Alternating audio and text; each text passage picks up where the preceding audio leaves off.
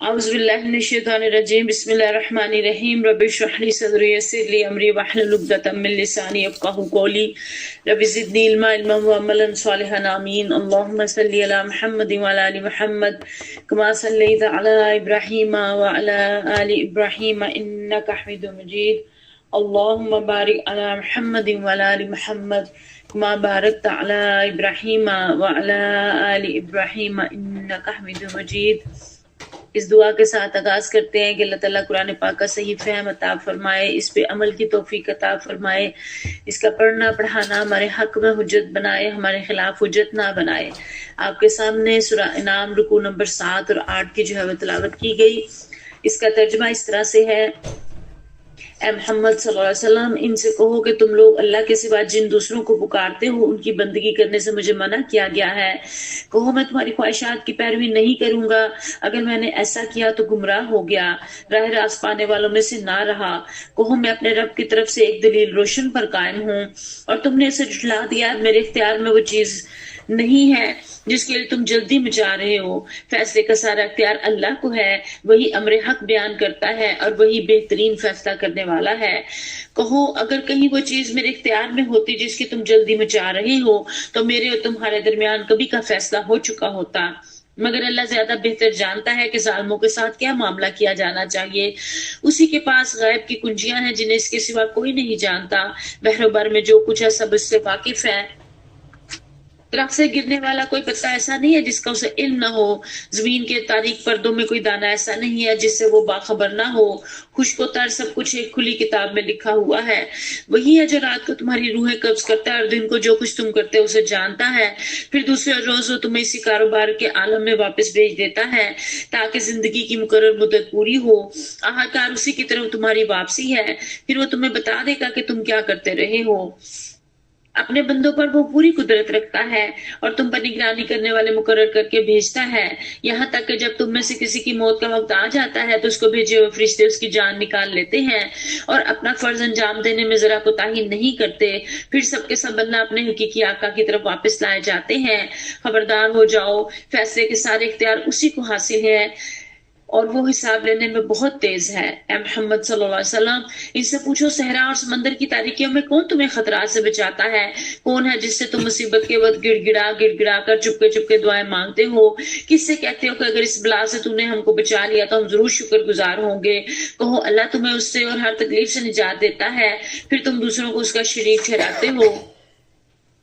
کہو وہ اس پر قادر ہے کہ تم پر کوئی عذاب اوپر سے نازل کر دے یا تمہارے قدموں کے نیچے سے برپا کر دے یا تمہیں گروہوں میں تقسیم کر کے ایک گروہ کو دوسرے گروہ کی طاقت کا مزہ چکھوا دے۔ دیکھو ہم کس طرح بار بار مختلف طریقوں سے اپنی نشانیاں ان کے سامنے پیش کر رہے ہیں، شاید کہ یہ حقیقت کو سمجھ لیں۔ تمہاری قوم اس کا انکار کر رہی ہے حالانکہ وہ حقیقت ہے۔ ان سے کہہ دو میں تم پر کوئی حوالہ دار نہیں بنایا گیا ہوں۔ ہر خبر کے ظہور میں آنے کا ایک وقت مقرر ہے، ان قریب تم کو خود انجام معلوم ہو جائے گا۔ اور اے محمد صلی اللہ علیہ وسلم، جب تم دیکھو گے کہ لوگ ہماری آیات پر نکتہ چینیاں کر رہے ہیں تو ان کے پاس سے ہٹ جاؤ یہاں تک کہ وہ اس گفتگو کو چھوڑ کر دوسری باتوں میں لگ جائیں، اور اگر کبھی شیطان تمہیں بھلاوے میں ڈال دے تو جس وقت تمہیں اس غلطی کا احساس ہو جائے اس کے بعد پھر ایسے ظالم لوگوں کے پاس نہ بیٹھو۔ ان کے حساب میں سے کسی چیز کی ذمہ داری پرہیزگار لوگوں پر نہیں ہے، البتہ نصیحت کرنا ان کا فرض ہے، شاید کہ وہ غلط روی سے بچ جائیں۔ چھوڑو ان لوگوں کو جنہوں نے اپنے دین کو کھیل اور تماشا بنا رکھا ہے اور جنہیں دنیا کی زندگی فریب میں مبتلا کیے ہوئے ہیں۔ ہاں مگر یہ قرآن سنا کر نصیحت اور تنبیہ کرتے رہو، کہیں کوئی شخص اپنے کیے کرتوتوں کے وبال میں گرفتار نہ ہو جائے، اور گرفتار بھی اس حال میں ہو کہ اللہ سے بچانے والا کوئی حامی و مددگار اور کوئی سفارشی اس کے لیے نہ ہو، اور اگر وہ ہر ممکن چیز فدیے میں دے کر چھوٹنا چاہے تو وہ بھی اس سے قبول نہ کی جائے، کیونکہ ایسے لوگ تو خود اپنی کمائی کے نتیجے میں پکڑے جائیں گے۔ ان کو تو اپنے انکار حق کے معاوضے میں کھولتا ہوا پانی پینے کو اور دردناک عذاب بھگتنے کو ملے گا۔ اللہم اجرنا من النار، اللہم اجرنا من النار، اللہم اجرنا من النار۔ اللہ تعالیٰ ہمیں ایسے انجام سے دو چار نہ کرنا، ہمیں دوزخ کی آگ سے بچانا۔ یہ آیات جو ہے وہ آپ کو واضح طور پہ بتا رہی ہے کہ اللہ تعالیٰ نے واضح کر کے کھول کے بتا دیا اور کہہ دیا کہ اے محمد صلی اللہ علیہ وسلم، ان سے کہو تم لوگ اللہ کے سوا جن دوسروں کو پکارتے ہو اور جن کی بندگی کرتے ہو مجھے تو اس سے منع کیا گیا ہے۔ اور میں تمہاری خواہشات کی پیروی جو ہے وہ نہیں کروں گا۔ آپ جانتے ہیں، سیرت کے اسٹوڈنٹ ہیں آپ، قرآن کے بھی اسٹوڈنٹ ہیں، آپ نے پڑھا ہے کہ کس طرح سے جو ہے وہ مختلف پیشکشیں جو ہے وہ ہوتی تھی جو ہے پیارے نبی کریم صلی اللہ علیہ وسلم کو، کس طرح سے مختلف پیشکشیں ہوتی تھی ان کو، کہ ان کو کہا جاتا تھا کہ آپ جو ہے وہ اس دین کی تبلیغ کو چھوڑ دیں اور کچھ لے اور دے کا معاملہ جو ہے وہ ہمارے ساتھ کر لیں، اور یہاں تک کہ انہوں نے یہ بھی کہا کہ 1 سال جو ہے وہ ہم آپ کے جو ہے وہ خدا کو پوج لیتے ہیں اور ساتھ ہمارے بتوں کو آپ پوج لیجئے، اور 1 سال جو ہے وہ اس طرح سے آپس میں جو ہے وہ ہم آپ کے خدا کو بھی ساتھ مان لیں گے اور ساتھ جو ہے وہ ہمارے بتوں کو بھی۔ تو دونوں ان کا تھا کہ ہم جو ہے وہ، ان کی یہ خواہشات تھی کہ کچھ لے دے کا معاملہ جو ہے وہ ہو جائے۔ تو یہاں اللہ تعالیٰ نے صاف کہلا دیا کہ پیارے جسم سے کہ کہہ دو کہ میں تمہاری خواہشات کی پیروی نہیں کروں گا۔ یہ ان کی خواہشات تھیں کہ کسی طریقے سے وہ روک سکے دعوت سے۔ انہوں نے لالچ بھی دیا کہ سرداری چاہتے ہیں تو سردار بنا دیتے ہیں، مال چاہتے ہیں تو مال دے دیتے ہیں، اور جو ہے وہ کسی خوبصورت لڑکی سے شادی کر دیا تو وہ کروا دیتے ہیں۔ ہر طرح کی لالچ انہوں نے دی اور طرح طرح کی چیزیں جو ہے وہ پیارے جسم کے ساتھ ڈیل جو ہے وہ کرنا چاہتے تھے، لیکن اللہ تعالیٰ نے کہا کہ صاف ان سے کہہ دو، اور یہ بھی کہہ دو کہ اگر میں نے ایسا کیا تو گمراہ ہو گیا، راہ راست پانے والوں میں سے نہ رہا، کہو میں اپنے رب کی طرف سے دلیل روشن پر قائم ہوں۔ اور وہ کیا چیز ہے جس کے لیے یہ لوگ جلدی میں چاہ رہے تھے، جس کے لیے پیارے جسم نے کہا کہ یہ میرے اختیار میں نہیں ہے؟ اللہ نے کہا کہ آپ کہہ دیں یہ میرے اختیار میں نہیں ہے۔ وہ جلدی کس چیز کی مچا رہے تھے؟ اس عذاب الہی کی، کہ اگر تم خدا کی طرف سے بھیجے ہوئے پیغمبر ہو تو ہم تمہیں جھٹلا رہے ہیں، کھلم کھلا جھٹلا رہے ہیں، تو کیوں نہیں ہم پر خدا کا عذاب جو ہے وہ ٹوٹ پڑتا؟ اور ہم جو ہے وہ، اگر تم خدا کی طرف سے مامور کیے گئے ہو تو پھر جب ہم بدتمیزیاں کرتے ہیں یا تکذیب کرتے ہیں یا توہین کرتے ہیں تو فوراً ہم زمین میں کیوں نہیں دھس جاتے، یا بجلی کیوں نہیں گر جاتی ہے، بھسم کیوں نہیں ہو جاتے؟ اس طرح کے وہ عذاب لانے کی جلدی مچا رہے تھے۔ اللہ کہتے ہیں کہ فیصلے کا سارا اختیار تو اللہ ہی کو ہے اور وہ بہترین فیصلہ کرنے والا ہے، وَهُوَ خَيْرُ الْفَاصِلِينَ، بہترین فیصلہ وہ کرنے والا ہے۔ اب یہ بھی کہلوا دیا گیا کہ وہ چیز اگر میرے اختیار میں ہوتی جس کی تم جلدی میں چاہ رہے ہو تو کبھی کا فیصلہ چکا دیا جاتا۔ ظاہر ہے اگر وہ یہ سارا کچھ اللہ تعالیٰ نے بالکل سامنے آ کے، ایک جگہ قرآن پاک میں ہم پڑھتے ہیں نا کہ فرشتے جو ہے وہ ساتھ آ جائے اور خدا بالکل روبرو آ جائے تو پھر تم کیا ایمان لے کر آؤ گے؟ تو یہ ساری جو تقاضے وہ کر رہے تھے، جو نشانیاں، جو معجزے، وہ چیزیں مانگ رہے تھے، اگر یہ سارا کچھ ان کے کہے کے مطابق ہو جاتا تو پھر اس کے بعد مہلت عمل نہ بچتی، پھر اس کے بعد مہلت عمل نہیں بچتی۔ جب اللہ تعالیٰ، ہم نے پیچھے قرآن پاک میں بہت سارے واقعات قوموں کے پڑھے ہیں نا، کہ جب قومیں اپنی پسندیدہ، اپنی مرضی کے معجزے مانگتی ہیں اور ان کو وہ مل جاتے ہیں اور پھر بھی وہ ایمان نہیں لا کے دیتی تھی تو پھر کیا ہوتا تھا؟ ان کے اوپر عذاب آ جاتا تھا۔ جیسے صالح علیہ السلام کی قوم نے اونٹنی کا جو ہے وہ معجزہ مانگا، ان کو اسی طرح دے دیا گیا، نہ مانا تو پھر ان کے اوپر بھی عذاب آیا۔ اسی طرح حضرت موسیٰ علیہ السلام کی قوم کو کتنے جو ہے وہ معجزے دیے گئے، حضرت عیسیٰ علیہ السلام کی قوم کو، لیکن جب نہ مانے تو پھر جو ہے وہ اس کی لپیٹ میں آ جاتے ہیں۔ اور ان آیات کے اندر پیارے نبی کریم صلی اللہ علیہ وسلم کے ذریعے سے ایک زبردست اور واضح اعلان کروایا گیا کہ ہدایت کا دروازہ اللہ کے حکم سے کھلتا ہے، انسانی خواہشات سے نہیں کھلتا۔ اور مشرکین کے غیر حقیقی اور ضدی مطالبات کو رد کر کے بتایا گیا کہ معجزہ دکھانا رسول کے اختیار میں نہیں ہے، بلکہ یہ اللہ کے حکمت کے تحت یہ جو ہے وہ ہوتا ہے۔ اور پھر اللہ مومنین کو یہ اصول بھی اس میں سکھاتا ہے کہ ایمان کی حفاظت کے لیے کبھی ایسی مجلس میں نہ بیٹھو جہاں اللہ کی آیات کا مذاق اڑایا جا رہا ہو۔ اور پھر ایک کڑوا مگر سچا اصول بیان کیا کہ ہر انسان قیامت کے دن تنہا کھڑا ہوگا اور اپنا بوجھ خود اٹھائے گا اور کسی کوئی سہارا اس کے کام نہیں آئے گا۔ اور آخر میں دل کو جو جوڑنے والی حقیقت آتی ہے کہ اصل خسارے میں وہ لوگ ہیں جنہوں نے دنیا کو سب کچھ سمجھ کر آخرت کو بھلا دیا اور اللہ کے سوا دوسروں کو اپنا سہارا بنا لیا۔ یہ ان ساری جتنی آیات ہیں 56 سے لے کے 70 تک جو 2 رکوع آپ کے سامنے تلاوت کیے گئے، یہ ان کا جو ہے وہ خلاصہ آپ کے سامنے آ گیا۔ اور پھر اگلی آیت میں ہی اللہ تعالیٰ فرماتے ہیں کہ جو ہے غیب کی جو کنجیاں ہیں وہ رب کے پاس ہیں، اس کے سوا کوئی نہیں جانتا. اور اللہ تعالیٰ وہ علم الغیب ہے، وہ حقیقتیں جاننے والا ہے غیب کی، اور وہ اتنا باریک بھی ہے اور وہ اتنا لطیف ہے کہ کوئی چیز بھی اس کے علم سے باہر نہیں ہے. ساری چیزیں اس کا علم ساری چیزوں کا احاطہ کیے ہوئے ہیں. کوئی درخت سے گرنے والا پتا بھی ایسا نہیں ہے کہ جس کا اس کو علم نہ ہو. پتے کیسے جو ہے وہ پودوں کے اوپر آتے ہیں اور کتنے بے شمار ہیں، اور وہ کیسے جو ہے وہ پھلتے پھولتے ہیں اور پھر وہ گر جاتے ہیں، مرجھا جاتے ہیں، اور یہ کہ کہاں کہاں پتا گرتا ہے، کہاں الٹ پلٹ ہوتا ہے، اور کہاں کیسے وہ پیدا ہوتا ہے، کیسے وہ مٹی میں مٹی ہوتا ہے. یہ اتنی باریک چیزیں تک اللہ تعالیٰ کو معلوم ہے. ورقاتن، اللہ تعالیٰ کا تمام کائنات کے اوپر احاطہ ہے. اور صرف یہی نہیں کہ تمام بڑی بڑی چیزوں کا اس کا علم ہے، بلکہ چھوٹی سی چھوٹی چیز بھی اس کے علم میں ہے. پھر حبتن یعنی کہ دانہ جو زمین کی گہرائی اور اندھیرے میں کہیں پڑا ہے وہ بھی اس کے علم میں ہے. وہ دانہ جو کاشتکار زمین میں ڈالتا ہے یا خود بخود کہیں زمین کی گہرائی اور اندھیرے میں گم ہو جاتا ہے، تو اسی طرح اللہ کا علم محیط ہے.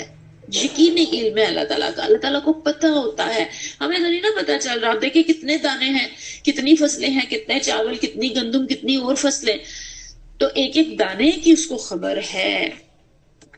اللہ کہتے ہیں کہ خشک و تر سب کچھ ایک کھلی کتاب میں لکھا ہوا ہے. وہی ہے جو رات کو تمہاری روحیں قبض کرتا ہے اور دن کو جو کچھ تم کرتے اسے جانتا ہے، پھر دوسرے روز وہ تمہیں اسی کاروبار کے عالم میں بھیج دیتا ہے. رات کو سوتے وقت کبھی ہم سارے دن کا جائزہ لیں اور جو ہے وہ سوچے نا کہ اگر یہ رات آخری رات ہوئی تو کیا ہمارا حال ہو. ہمیں کیا پتا کہ ہم نے دوبارہ اٹھنا ہے کہ نہیں اٹھنا. یہ ایک جو وقتی روح قبض ہوتی ہے انسان کی، اور پھر صبح پھر اس کو جو ہے وہ اٹھ جاتا ہے. تو یہ والی بات یہاں کر کے بتایا گیا ہے کہ اصل میں اسی طرح آخرت میں بھی ایسے ہی ہوگا کہ جیسے تم لوگ یہاں سو کے اٹھتے اور دوسرے دن کاروبار دنیا میں اللہ بھیج دیتا ہے، تو اسی طرح جو ہے وہ زندگی کی مقرر مدت جب پوری ہوگی تو وہاں پہ بھی تمہیں لوٹنا ہے اسی رب کی طرف، اور اسی طرح تمہیں وہ جو ہے وہاں پہ بھی جو ہے اٹھا کھڑا کرے گا. تو ہماری زندگی کا ہر لمحہ، ہمارے فیصلوں کا ہر گوشہ، ہمارے اختیارات کا ہر فیصلہ اللہ ہی کے حکم کے ساتھ ہوتا ہے، اور ہمیں بھی اس کے اوپر سر تسلیم خم کرنا چاہیے. کہیں بھی اللہ کے اختیار، اس کی بڑائی، اس کی عظمت اور اس کی حاکمیت سے ہمیں تجاوز نہیں کرنا چاہیے، اور اللہ کے مقابلے میں انسانوں کے امور زندگی میں دوسرے انسانوں کو حاکم نہیں بنانا چاہیے، ان کی بات نہیں ماننی چاہیے. ہم حاکم کس کس کو بنا لیتے ہیں؟ رسم و رواج کو حاکم بنا لیتے ہیں، ان کی مانتے ہیں، برادری کو، خاندان کو، رشتہ داروں کو، لوگوں کو، ہمسایوں کو. لوگ کیا کہیں گے؟ تو ہمیں اس چیز سے بچنا چاہیے. ہمیں یہ جملہ بدل لینا چاہیے اس جملے کے ساتھ، اس بہتر جملے کے ساتھ کہ میرا رب کیا کہے گا، میرا رسول صلی اللہ علیہ وسلم کیا کہیں گے. ہمیں یہ جملہ بدل لینا چاہیے، اور لوگوں کی جو ہے یا اپنی خواہشات یا لوگوں کی خواہشات، دونوں کی خواہشات کا اتباع نہیں کرنا، بلکہ اللہ تعالیٰ کے حکم کے آگے سر تسلیم جو ہے وہ ہم کرنا ہے. اور اللہ کہتے ہیں کہ پھر وہ تمہیں بتا دے گا، ثم ينبئكم بما كنتم تعملون، کہ تم جو کچھ کرتے تھے. یہ جو ہے آیت نمبر 60 میں اللہ تعالیٰ کہہ رہے ہیں کہ وہ سارا کچھ اللہ تعالیٰ بتا دے گا. پھر اللہ کہتے ہیں کہ اپنے بندوں پر وہ پوری قدرت رکھتا ہے. وَهُوَ الْقَاهِرُ فَوْقَ عِبَادِهِ وَيُرْسِلُ عَلَيْكُمْ حَفَظًا، اور نگرانی کرنے والے مقرر کر کے بھیجتا ہے. اور اللہ تعالیٰ کہتے ہیں کہ جب کسی کی موت کا وقت آتا ہے نا تو اس کے بھیجے ہوئے فرشتے اس کی جان نکال لیتے ہیں اور اپنا فرض انجام دینے میں ذرا کوتاہی نہیں کرتے، اور پھر واپس اللہ کی طرف لائے جاتے ہیں. اور پھر یہاں مجھے اور آپ کو خبردار کر دیا گیا. کیا کہا گیا خبردار کر کے مجھے اور آپ کو یہاں پہ؟ کہ فیصلے کے سارے اختیارات اسی کو حاصل ہیں، اور وہ حساب لینے میں بہت تیز ہے. وہ ہوا اسرع الحاسبین. ہم سمجھتے ہیں کہ بڑی لمبی زندگی ہے، بڑا وقت پڑا ہوا ہے، بڑی دیر ہے، ابھی دیکھی جائے گی جب وہ آئے گا. وہ اتنا لمبا نہیں ہے. حساب کا وقت تو انسان کے فوراً سانس ختم ہوتے ساتھ ہی جو ہے آ جاتا ہے اور شروع ہو جاتا ہے.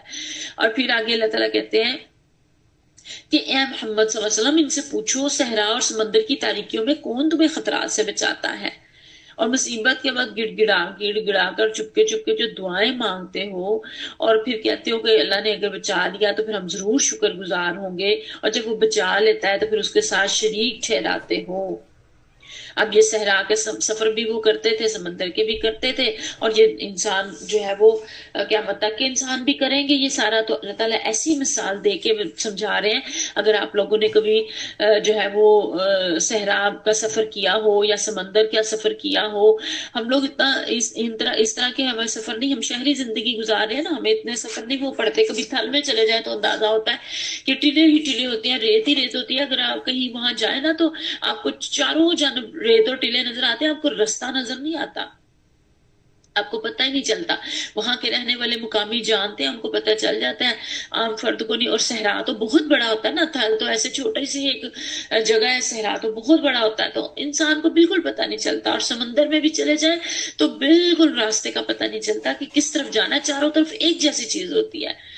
اور اگر طوفان آ جائے تو پھر کس کو پکارا جاتا ہے؟ عام روٹین میں بھی دیکھیں، یہ صرف خالی سمندر صحرا میں نہیں، آپ اپنی زندگیوں میں اور آپ اپنی زندگیوں میں بھی دیکھیں کہ مشکل آ جاتی ہے تو پھر کیا کرتے ہیں؟ اللہ تعالیٰ سے چپکے چپکے دعائیں مانگتے ہیں نا کہ اللہ تعالیٰ اس مصیبت سے نکال دے، اس مشکل سے نکال دے، پھر میں آئندہ ایسے نہیں کروں گی، یہ غلطی یہ گناہ نہیں کروں گی، صحت عطا فرما دے۔ اس طرح کی بہت ساری چپکے چپکے رب سے دعائیں مانگتے ہیں نا۔ اور پھر جب اللہ بچا لیتا ہے، قرآن پاک میں آتا ہے نا کہ چپکے اللہ تعالیٰ سے گڑ گڑا کے دعائیں مانگتے ہیں اور کہتے ہیں کہ اللہ تعالیٰ اولاد سے نواز دے، اور اولاد جب اللہ دے دیتا ہے تو شکرانے میں اوروں کو شریک ٹھہرانا شروع کر دیتے ہیں۔ تو بہت ساری نعمتیں دے رب دیتا ہے تو شریک اوروں کو ٹھہرا دیتے ہیں کہ فلاں کی وجہ سے ہوا، فلاں کی دعا کی وجہ سے ہوا، فلاں جگہ چڑھاوا چڑھایا تھا اس وجہ سے ایسا ہوا۔ اللہ کہتے ہیں دوسروں کو شریک ٹھہرانا شروع کر دیتے ہو۔ حقیقت کیا ہے کہ تنہا اللہ ہی قادر مطلق ہے، وہی تمام اختیارات کا مالک، اور ہماری بھلائی اور برائی کا مختار کل بھی وہی ہے۔ اسی کے ہاتھ میں قسمتوں کی، ہماری قسمتوں کی باغ دوڑ ہے، اور اس کی شہادت تو ہمارے نفس کے اندر بھی موجود ہے۔ اور پھر کھلی علامتیں کیا ہیں کہ یہ جو یہاں بتائی گئی ہیں، اس کے اندر جو انسان آنکھوں سے دیکھتا ہے اور رزق بھی رب سے مانگتا ہے، اور رزق بھی اللہ دیتا ہے، اور پھر ہم دوسروں کو ساتھ شریک ٹھہرا دیتے ہیں اور مدد مانگتے ہیں تو مدد بھی اللہ دیتا ہے، فضل و کرم بھی اس کا ہوتا ہے۔ اور پھر بندگی اوروں کی، مشکل کشائی کون کرتا ہے؟ رب کرتا ہے۔ مشکل کون ٹالتا ہے؟ رب ٹالتا ہے۔ مدد تو ہمیشہ قرآن میں آتا ہے کہ مدد تو جب بھی آتی ہے اللہ ہی کی طرف سے آتی ہے، اور جب مشکل گزر جاتی ہے، پہلے تو بڑی دعائیں لمبی چوڑی مانگ رہے ہوتے ہیں، جب گزر جاتی ہے پھر تو کون میں خام کا، پھر تو بندہ ایسے ہو جاتا ہے کہ جیسے کبھی مشکل میں گرفتار ہوا ہی نہیں تھا۔ اور پھر اللہ تعالیٰ کہتے ہیں کہ اگر اوپر سے عذاب نازل کر دے یا نیچے قدموں سے برپا کر دے، یا تمہیں گروہوں میں تقسیم کر کے ایک گروہ کو دوسرے گروہ کی طاقت کا مزہ چکھوا دے۔ اب یہ ساری وہ چیزیں یہاں بتائی گئی ہیں، یہ عذاب کی چھوٹی چھوٹی شکلیں ہیں۔ اوپر سے عذاب کا نازل ہو جانا، بارشیں ہیں، سیلاب ہے، اس طرح کی بجلی کی کڑک چمک ہے، اس کا گر جانا ہے، اس طرح کی بہت ساری۔ اور نیچے سے کیا ہے؟ نیچے سے بھی اللہ تعالیٰ معاف فرمائے، قدموں کے نیچے زمین ہے، زمین کبھی ہل جائے تو دیکھیں انسان کیسے کتنا نقصان، ایک سیکنڈ کے بھی زلزلہ اللہ معاف فرمائے، اللہ معاف فرمائے آتا ہے تو کتنا شدید جو ہے وہ نقصان ہوتا ہے۔ یہ عذاب کی شکلیں ہیں، انسان کو اس کے اوپر سوچنا چاہیے۔ پھر ایک گروہ کو دوسرے گروہ کی طاقت کا مزہ چکھانا، یہ مجھے اور آپ کو اس کے اوپر بہت زیادہ جو ہے وہ استغفار کرنے کی ضرورت ہے کہ اللہ تعالیٰ میرے اور آپ کے اوپر ایسے حکمران نہ نازل کرے، نافذ نہ کرے، ایسے نہ آئے ہمارے اوپر، کیونکہ یہ بھی اللہ تعالیٰ کی ایک جو ہے وہ عذاب کی شکل ہے کہ وہ ہمارا جینا دوبر کر دے، وہ مہنگائی اس قدر زیادہ کر دے کہ سفید پوش بندہ جو ہے وہ ضروریات زندگی خرید کے کھا پی ہی نہ سکے، اپنا تن نہ ڈھانپ سکے، اپنا سر نہ ڈھانپ سکے، اس کو رہنے کی جگہ نہ میسر آ سکے۔ اب یہ بڑھتی ہوئی مہنگائی اور بڑھتا ہوا IMF کا قبضہ اور یہ ساری چیزیں اپنے ملکی حالات میں دیکھ لیں، اپنے انٹرنیشنل حالات میں دیکھ لیں، یہ کیا ہے؟ یہ ساری اسی کی شکلیں ہیں، عذاب کی شکلیں ہیں۔ اور اللہ تعالیٰ بچاتا کیسے ہے عذاب سے؟ کون سی چیز بچاتی ہے؟ استغفار۔ اللہ تعالیٰ قرآن پاک میں کہتے ہیں نا کہ جب تک لوگ بستی کے لوگ جو ہے وہ استغفار کرتے رہتے ہیں تو بستی کے اوپر عذاب نہیں آتا ہے۔ تو یہی چیز مجھے اور آپ کو آج جو ہے وہ بچانے والی ہے۔ اور یہ حقیقت ہے، اس کو سمجھنا چاہیے۔ اللہ تعالیٰ کہتے ہیں انظر کیف نصرف الآیات لعلہم یفقہون، کہ ہم اپنی نشانیاں جو ہے وہ مختلف طریقوں سے جو ہے وہ پیش کر رہے ہیں ان کے سامنے، شاید کہ یہ حقیقت کو سمجھ لیں۔ یعنی کہ ان کو لگ رہا ہے کہ عذاب الہی بڑا دور ہے، تو انہیں متنبہ کیا جا رہا ہے کہ یہ اچانک آ جاتا ہے، ایک دم سے ایک طوفان اچانک برباد کر دیتا ہے، ایک زلزلے کا جھٹکا۔ آگ دیکھیں، اللہ معاف فرمائے، جب لگ جاتی ہے جنگلوں میں اور بہت سارے ملکوں میں جب ہم سنتے ہیں خبروں میں، تو وہ کیسے بستیوں کی بستیاں جلا کے خاک جو ہے وہ فوراً کر دیتی ہے، اور ایک چھوٹی سی چنگاری بدامنی کی اور جنگ کی جو ہے وہ کیسے سارے غارت جو ہے وہ سارا کچھ کر دیتی ہے۔ تو یہ ساری نشانیاں ہیں، اس سے حقیقت کو جو ہے وہ سمجھنا چاہیے۔ اور پھر یہاں کہا گیا کہ آپ کہہ دیجئے، حقیقت بتا دی ہے، ان سے کہہ دو کہ میں تم پر حوالہ دار نہیں بنایا گیا۔ اس کو ہائی لائٹ کر لیجئے، آیت نمبر 66 ہے، قُل لَسْتُ عَلَيْكُمْ بِوَكِيلٍ، کوئی حوالہ دار نہیں بنایا گیا۔ یعنی کہ یہاں نبی کو بھی بتایا جا رہا ہے کہ ان کو کہہ دیں کہ میرے ذمے کوئی ایسا کام نہیں ہے کہ میں زبردستی تمہیں دکھاؤں جو تم دیکھ نہیں رہے، اور زبردستی تمہیں سمجھاؤں جو تم سمجھ نہیں رہے، اور میرا یہ کام بھی نہیں ہے کہ اگر تم نہ دیکھو نہ سمجھو تو تم پر عذاب نازل کر دوں۔ میرا کام صرف حق اور باطل کو ممیز کر کے تمہارے سامنے پیش کر دینا ہے، یعنی کہ واضح کر کے۔ اور اب اگر تم نہیں مانتے تو جس برے انجام سے میں تمہیں ڈراتا ہوں وہ اپنے وقت پر خود ہی تمہارے سامنے جو ہے وہ آ جائے گا۔ تو نبی کا بھی یہ کام نہیں تھا زبردستی ہدایت دینا، یہ میرا اور آپ کا بھی کام نہیں ہے۔ ہاں البتہ پیغام پہنچاتے رہنا اپنی پوری استطاعت پر، یہ ان کی بھی جو ہے وہ ذمہ تھا، اور یہ امت کے بھی ذمے ہیں، اور میرے اور آپ کے بھی ذمے ہیں کہ اپنی استطاعت پر جتنی ہم کوشش کر سکیں، پیار سے، محبت سے، طریقے سے، سلیقے سے، تحفے تحائف دے کے، مختلف طریقوں سے تعلقات بڑھا کے، اچھے انداز میں، اور پھر بات کو جو ہے وہ پہنچانا۔ بات کو ایسے نہیں ہے کہ جیسے سر پہ ڈنڈا مار دے تو اس طرح ہم پہنچا دیں، نہیں، بلکہ بڑے طریقے اور سلیقے کے ساتھ۔ اور پھر کیا ہے، پیارے سے نے فرمایا جیسے تمہارے اعمال ہوں گے بھلے یا برے، ویسے ہی حکام اور عمرہ تم پر مسلط کیے جائیں گے۔ اللہ تعالیٰ معاف فرمائے۔ یعنی اگر تم نیک اور اللہ تعالیٰ کے فرما بردار ہوگے تو تمہارے اوپر نیک اور حکمران ہی آئیں گے، لیکن اگر تم نافرمان ہوگے تو پھر ایسے ہی تمہارے اوپر نافرمانی والے ہوں گے۔ اور ایک حدیث مبارکہ میں پیارے سے نے فرمایا، اللہ تعالیٰ فرماتا ہے جب میرے بندے میری نافرمانی کرتے ہیں تو میں ان کے حکام کے دل ان پر سخت کر دیتا ہوں، وہ ان کو ہر طرح کا برا عذاب چکھاتے ہیں، اس لیے کہ تم حکام اور عمرہ کو برا کہنے میں اپنے اوقات ضائع نہ کرو، بلکہ اللہ تعالیٰ کی طرف رجوع اور اپنے عمل کی اصلاح کی فکر میں لگ جاؤ تاکہ میں تمہارے سب کاموں کو درست کر دوں۔ یہ رب کہتا ہے، تو مجھے اور آپ کو رجوع کرنا ہے۔ حضرت سلمان سوری رحمۃ اللہ علیہ کا بڑا خوبصورت جو ہے وہ قول ہے، وہ کہتے ہیں کہ جب مجھ سے کوئی گناہ سرزد ہو جاتا ہے تو میں اس کا اثر اپنے نوکر، اپنی سواری کے گھوڑے اور باربرداری کے گدھے کے مزاج میں محسوس کرنے لگتا ہوں کہ یہ سب میری نافرمانی کرنے لگتے ہیں۔ میں نے اور آپ نے کبھی سوچا اس نہج سے، اس طریقے سے کہ جو ہے وہ میری سواری جو ہے وہ زیادہ خراب ہوتی جا رہی ہے اور میرے کہنے میں نہیں آ رہی ہے، تو کہیں یہ تو وجہ نہیں ہے کہ میں بھی نافرمانی کر رہی ہوں اپنے رب کی، یا میرے ملازمین میری بات نہیں سن مان رہے، تو اس کا یہ تو نہیں مطلب میں بھی غلام ہوں اپنے آقا کی، تو کیا میں تو نہیں ایسی نافرمانیاں کر رہی؟ تو یہ چیزیں یہ کس سے سمجھ آتی ہیں؟ یہ غور و فکر سے سمجھ آتی ہیں، یہ ویسے سمجھ نہیں آتی۔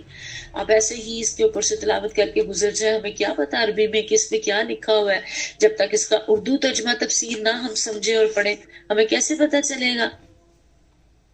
تو اور پھر صرف خالی سمجھ کے پڑھنا ہی کافی نہیں ہے، اس پڑھے ہوئے کے اوپر پھر غور و فکر بھی کرنا، ان آیات کو پھر اپنے حالات کے مطابق منطبق بھی کرنا، اپنے حالات کے اوپر جو ہے وہ چسپاں کرنا، پیسٹ کرنا، اس کو اس تناظر میں دیکھنا۔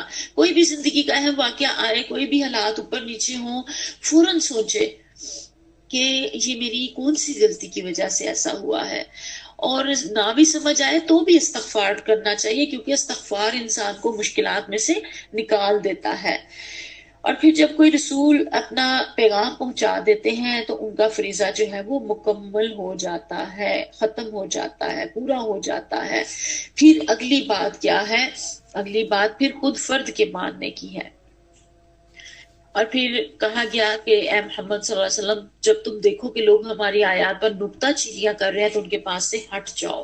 اب یہاں پیارے نبی کریم صلی اللہ علیہ وسلم کو مخاطب کر کے جو آیات اتری ہیں وہ اصل میں میرے اور آپ کے لیے ہیں۔ اس کے مخاطبین قیامت تک کے لوگ ہیں کہ جس محفل میں جہاں پہ اللہ اور اللہ کے رسول کے آیات اور باتوں کو مذاق بنایا جا رہا ہو وہاں پہ نہ بیٹھے۔ اگر غلطی سے بیٹھ جائے، شیطان بھلاوا ڈال دے تو جلدی سے اٹھ جائے اور اس سے جو ہے وہ بچنے کی کوشش کرے۔ ہاں البتہ نصیحت کہا گیا کہ کرنا فرض ہے، شاید کہ وہ غلط روی سے بچ جائے، یعنی کہ جو اللہ کی نافرمانی کا کام کر رہے ہیں ان سے خود تو بچنا ہی ہے، بچ کے آپ نے کام کرنا ہے، ان کے عمل کی آپ کے اوپر، ہمارے اوپر ذمہ داری نہیں ہے، لیکن یہ نہیں ہے کہ ان کو نافرمانوں کے ساتھ بحث و مناظرہ کر کے ضرور انہیں قائل کر کے ہی چھوڑنا ہے۔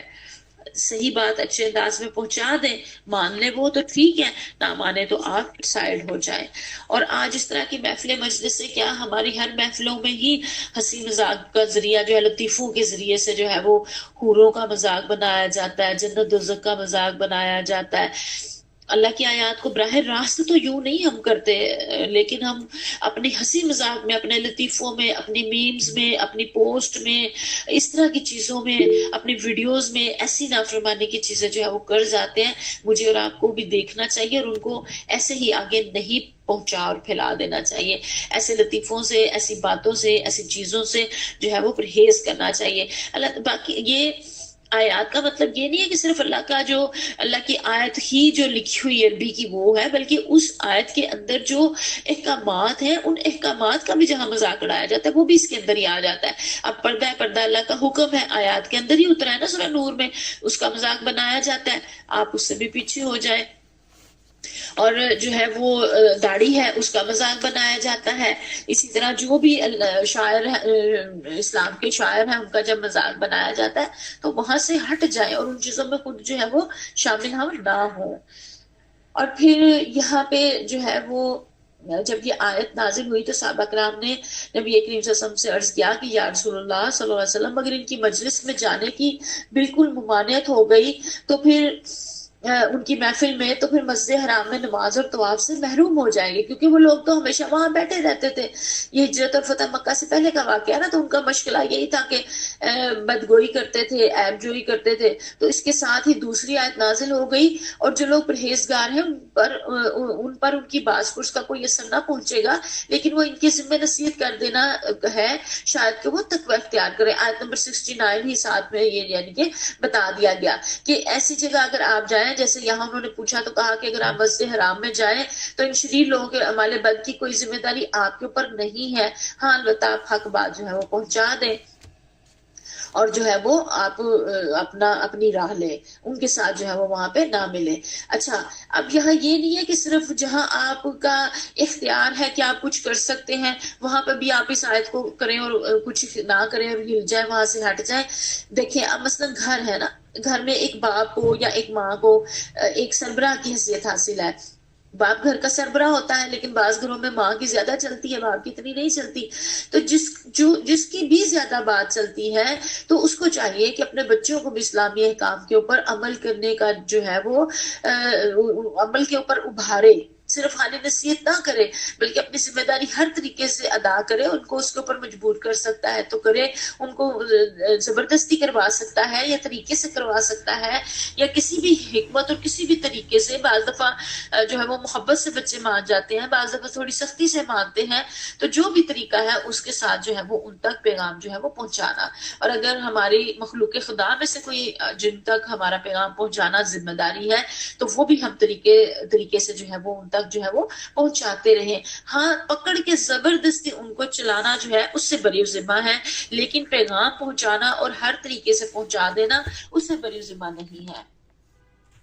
اور پھر یہاں لگتے ہیں چھوڑو ان لوگوں کو جنہوں نے اپنے دین کو کھیل اور تماشا بنا رکھا ہے اور جنہیں دنیا کی زندگی فریب میں مبتلا کیے ہوئے ہیں، یعنی کہ وہ اتنا ان کو کھیل تماشا وہ سمجھتے ہیں کہ انہیں دنیا کی زندگی جو ہے وہ اتنی مرغوب ہے، اتنی قلبی محبت ہے کہ بس وہ اسی کے مشاغل میں دن رات لگے ہوئے ہیں، ان کے پاس وقت ہی نہیں ہے اپنے کھانے پینے، شاپنگیں، آنا جانا، آؤٹنگ، ڈائننگ، یہ ساری چیزیں ان کی اتنی زیادہ ہیں کہ ان کے پاس وقت ہی نہیں ہے، وہ اس میں اتنے مگن ہیں، نہ قرآن کلاس کے لیے وقت ہے، نہ نماز کے لیے وقت ہے، نہ قرآن گھروں میں کھولنے کے لیے وقت ہے، اور بس وہ تو کیا ہے، یہ ان کو دنیا کی زندگی نے فریم میں مبتلا کیا ہوا ہے، ذرا سا تھوڑا سا جھٹکا لگتا ہے تو ایک دم سارا چھوٹ جاتا ہے اور پھر کیا ہے کہ اللہ تعالیٰ کہتے ہیں ہاں مگر یہ قرآن سنا کر نصیحت اور تنبیہ کرتے رہو، کہیں کوئی شخص اپنے کیے کرتوتوں کے وبال میں گرفتار نہ ہو جائے، اور گرفتار بھی اس حال میں ہو کہ اللہ سے بچانے والا کوئی حامی و مددگار، کوئی سفارشی اس کے لیے نہ ہو، اور پھر وہاں کوئی بھی نہ فدیہ قبول کیا جائے گا۔ اللہ تعالیٰ معاف فرمائے، اور انکار حق کے پاداش میں جو ہے وہ دردناک جو ہے وہ عذاب کی یہاں پہ وعید دی گئی ہے۔ اللہم اجرنا من النار، اللہم اجرنا من النار، اللہم اجرنا من النار۔ اللہ تعالیٰ ہمیں دوزخ کی آگ سے بچائے، اللہ تعالیٰ ہمارا انجام جو ہے وہ خیر کرے، جنت الفردوس میں اللہ تعالیٰ جگہ عطا فرمائے۔ اس کے اہم نکات جو ہے وہ دہرا لیتے ہیں، کی پوائنٹس کیا ہے کہ دعوت حق کا معیار لوگوں کی خواہشات نہیں ہے بلکہ اللہ کا حکم ہے، اور ہدایت نہ زبردستی دی جاتی ہے، نہ معجزات دکھا کے دینے کا ہے، بلکہ کیا ہے، یہ پیغام پہنچانا اور دلوں کے کھلنے کا معاملہ ہے۔ اللہ تعالیٰ دل کھولے، میرے آپ کے، ہم سب کو اللہ تعالیٰ شرح صدر دے، جہاں جہاں تک ہمارا پیغام جائے سب کو اللہ تعالیٰ شرح صدر عطا فرمائے۔ اور پھر ایمان کا وقار یہی ہے کہ آیات الہی کا مذاق جو ہے وہ برداشت نہ کیا جائے، وہاں سے اٹھ جائے، اور دین جو اپنی مرضی کا خود بنا لیتے ہیں نا، اس میں انسان جو ہے وہ پھر بھٹکتا ہی رہتا ہے، اپنی مرضی کا نہیں بلکہ جو اللہ کا حکم ہے بس اس کے مطابق چلنا، اور اللہ کے سوا سب سہارے کمزور اور بے بس اور فانی ہیں۔ اور کچھ ایکشن پوائنٹس ہیں کہ حق کو حق سمجھ کر بے خوف ہو کر بیان نہیں کرنا، چاہے بیان کرنا ہے چاہے دنیا جو ہے وہ ناراض ہو جائے۔ ایمان کی حرمت کے لیے فوراً اس جگہ سے اٹھ جانا چاہیے جہاں دین کی توہین ہو رہی ہو، اور پھر زندگی کے ہر فیصلے میں بس ایک چیز دیکھنا کہ وہ کیا ہے، اللہ کی رضا کیا ہے۔ ابھی ہم نے بات کی نا اس کے اوپر کہ یہ نہیں دیکھنا کہ لوگ کیا کہیں گے، یہ دیکھنا ہے کہ اللہ کیا کہے گا، یہ نہیں دیکھنا کہ خاندان والے کیا کہیں گے، یہ دیکھنا ہے کہ ہمارے پیارے سسم کا اسوہ کیا تھا اس معاملے میں، اور قیامت کو اپنی ترجیحات کا مرکز بنانا، نہ کہ دماغ کے کسی گوشے میں رکھا ہوا خیال، اور دعوت دیتے وقت نرمی، دلیل اور بصیرت کو اپنا سب سے بڑا ہتھیار بنانا، حلال و حرام میں صرف اللہ اور اس کے رسول صلی اللہ علیہ وسلم کے حکم کو معیار بنانا، اللہ کو واحد کارساز سمجھ کر دل کی رسی اسی سے باندھے رکھنا، دل کی ڈور اسی سے باندھے رکھنا۔ ایسی گفتگو یا ماحول میں بیٹھنا جہاں ایمان کی حرمت مجروح ہوتی ہو، وہاں سے جو ہے وہ بچنا ہے مجھے اور آپ کو۔ اللہ کے سوا کسی انسان، نظام یا گروہ کے اوپر نجات کا بھروسہ نہیں رکھنا، اور آخرت کے ذکر کو معمولی سمجھ کر دنیا کے پیچھے نہیں بھاگنا بلکہ آخرت کے پیچھے بھاگنے کی جو ہے وہ کوشش کرنا ہے۔ اور آخر میں ہم لوگ رکھتے ہیں کچھ سوالات، اور ان کے جوابات آپ سب نے خود سے لینے ہوتے ہیں، اور اگر گروپ میں ڈال دیں تو بہت ہی خوبصورت بات ہے، اور اگر نہ ڈال سکیں تو کم از کم بتا دیں اتنا کہ ہاں میں نے ان کے جوابات خود سے لیے تھے۔ کیا میری دینداری لوگوں کی خواہشات دے کر بنتی ہے یا اللہ کے حکم پر؟ کیا میں اللہ کے سوا کسی کو دل میں سہارا بنا کے رکھا ہے میں نے؟ قیامت کے روز جب میں تنہا کھڑا ہوں گا، کھڑی ہوں گی، کیا میرا آج کا دن اس لمحے کی تیاری ہے؟ کیا میں دین کی دعوت حکمت، دلیل اور محبت سے دے رہی ہوں؟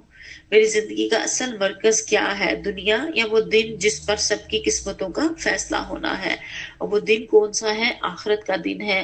اللہ تعالیٰ اس دن کی رسوائی اور شرمندگی سے بھی بچائے، دنیا کی رسوائی اور شرمندگی سے بھی بچائے، اور آخرت ہمارے لیے اللہ تعالیٰ جو ہے وہ بہت ہی آسان اور خوبصورت بنا دے۔ اللہ تعالیٰ مجھے اور آپ کو بہت زیادہ عمل کی توفیق عطا فرمائے۔ وآخر دعوانا الحمدللہ رب العالمین۔